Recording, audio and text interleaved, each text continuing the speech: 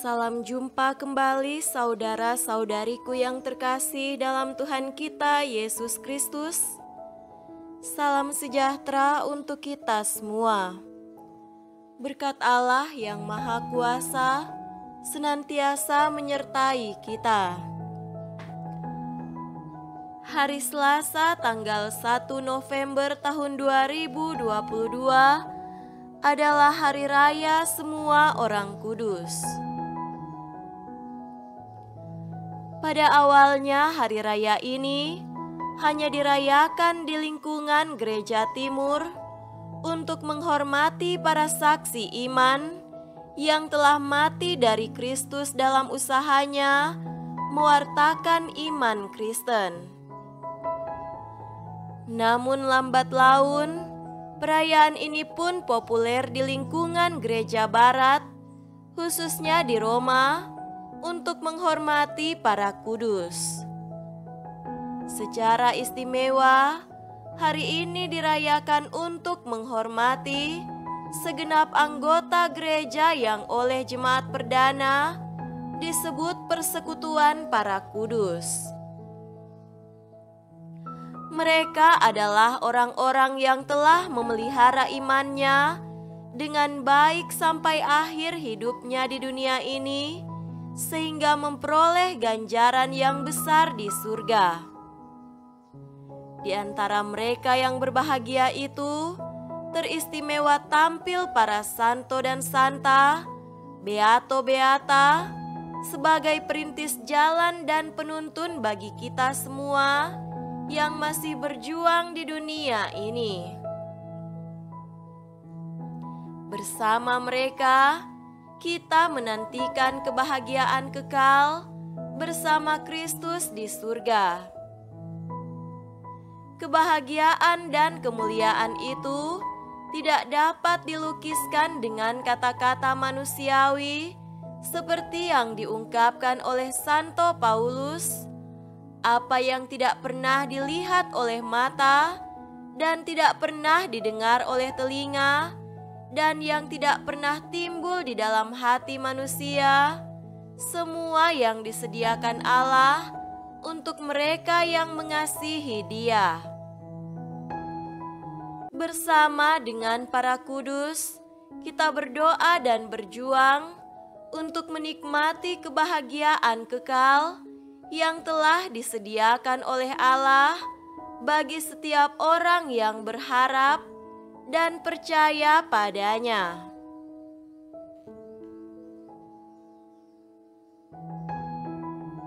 Marilah kita mendengarkan dan merenungkan bacaan-bacaan kitab suci.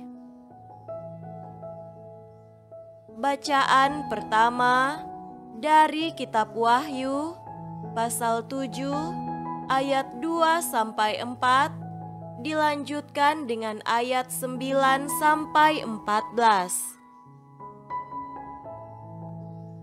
Dan aku melihat seorang malaikat lain muncul dari tempat matahari terbit. Ia membawa meterai Allah yang hidup, dan ia berseru dengan suara nyaring kepada keempat malaikat yang ditugaskan untuk merusakkan bumi dan laut, katanya, "Janganlah merusakkan bumi atau laut atau pohon-pohon sebelum kami memeteraikan hamba-hamba Allah kami pada dahi mereka." Dan aku mendengar jumlah mereka yang dimeteraikan itu, 144.000 yang telah dimeteraikan dari semua suku keturunan Israel.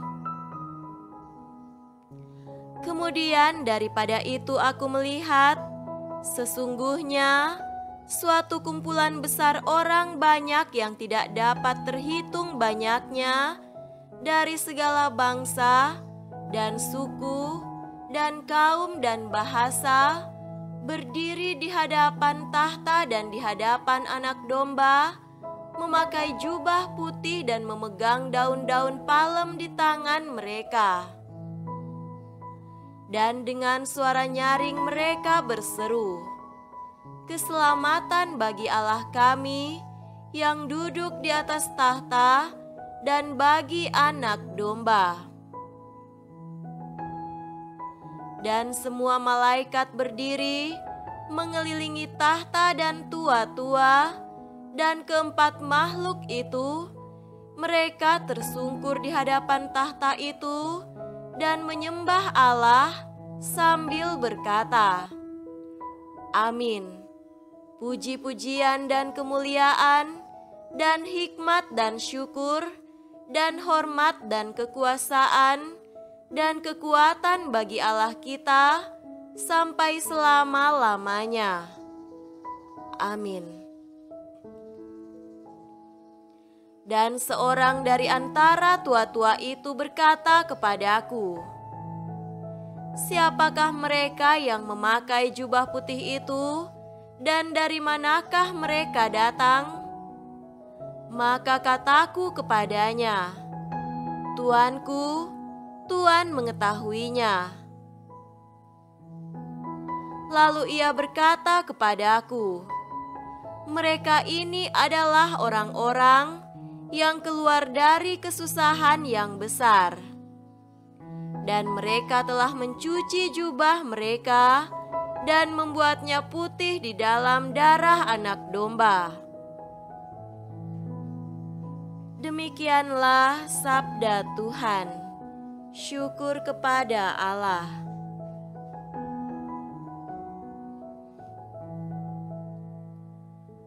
Bacaan kedua dari surat pertama Rasul Yohanes, pasal 3, ayat 1-3.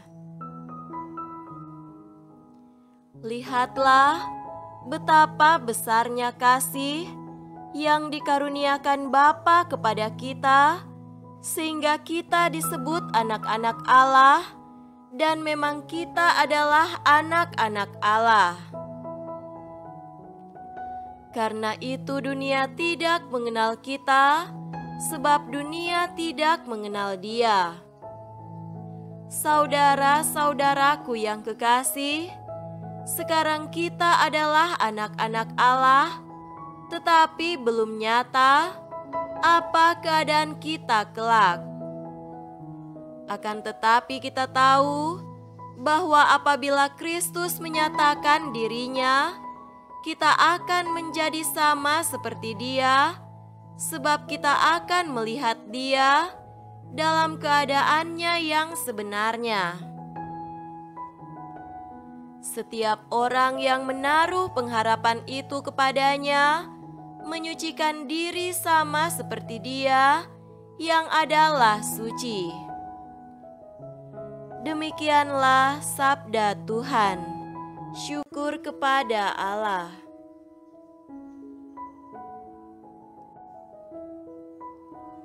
Semoga Tuhan beserta kita sekarang dan selama-lamanya.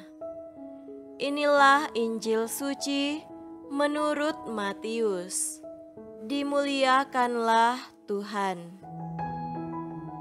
Injil Matius pasal 5 ayat 1-12a. Ketika Yesus melihat orang banyak itu, naiklah ia ke atas bukit, dan setelah ia duduk, datanglah murid-muridnya kepadanya. Maka Yesus pun mulai berbicara dan mengajar mereka, katanya, Berbahagialah orang yang miskin di hadapan Allah, karena merekalah yang empunya kerajaan sorga. Berbahagialah orang yang berduka cita, karena mereka akan dihibur. Berbahagialah orang yang lemah lembut, karena mereka akan memiliki bumi. Berbahagialah orang yang lapar dan haus akan kebenaran, karena mereka akan dipuaskan.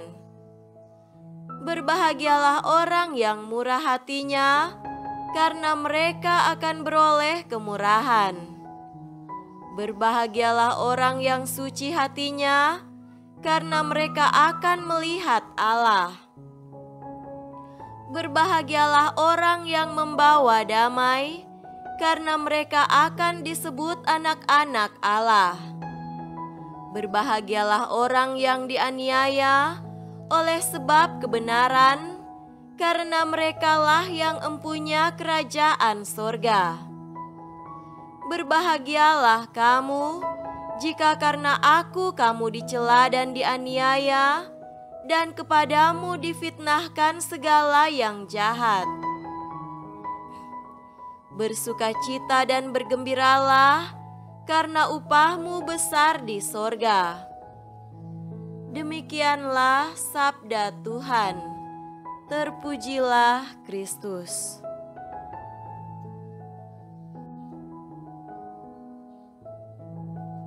Saudara-saudariku yang terkasih dalam Tuhan kita Yesus Kristus, tema renungan kita pada hari ini adalah mahkota kemuliaan abadi. Pada hari ini gereja merayakan Hari Raya Semua Orang Kudus. Hari raya ini mengingatkan kita akan kesatuan mesra para kudus itu dengan Tuhan di surga. Itu bagai mahkota kemuliaan yang dikenakan di kepala mereka setelah mereka membuktikan dan menunjukkan kesatuan mereka dengan Tuhan, tetapi juga dengan sesama di dunia ini, yang mereka harus bayar dengan energi, pelayanan, pengorbanan, bahkan penderitaan dan nyawa mereka. Perayaan ini memberikan harapan besar kepada kita semua umat beriman untuk dengan penuh pengharapan mendambakan saat di mana kita boleh menikmati kemuliaan yang sama seperti yang dirasakan para kudus di surga, serentak mengingatkan kita semua di sini bahwa kita ini senasib, seperasaan dan sepenanggungan, berjalan dalam persiarahan menuju tujuan yang sama seperti yang dialami oleh para kudus, sebagaimana dalam bacaan pertama, dan kita akan melihat dia dalam keadaan yang sebenarnya. Di sana kita akan melihat Yesus dari wajah ke wajah dengan pantulan sinar kemuliaan yang sejak di dunia telah dipancarkan Yesus bagi orang yang percaya kepadanya. Bacaan pertama yang diambil dari kitab Wahyu yang mengisahkan tentang penglihatan yang dialami oleh Yohanes di Pulau Patmos, menggambarkan tentang penglihatan Yohanes tentang kehidupan di surga. Di sana ia melihat sejumlah orang-orang yang dimeteraikan. Dilihatnya ada 144.000 orang yang telah dimeteraikan dari semua suku keturunan Israel. Ia juga melihat kumpulan besar orang yang tidak terhitung jumlahnya dari segala bangsa dan suku dan bahasa. Mereka berdiri di hadapan tahta dan di hadapan Anak Domba, memakai jubah putih dan memegang daun-daun palem di tangan mereka. Ini adalah orang-orang yang keluar dari kesusahan besar. Mereka telah mencuci jubah mereka dan membuatnya putih di dalam darah Anak Domba. Penglihatan oleh Yohanes ini mau menyatakan begitu banyaknya orang yang bersukacita dan berbahagia bersama dengan Allah di surga.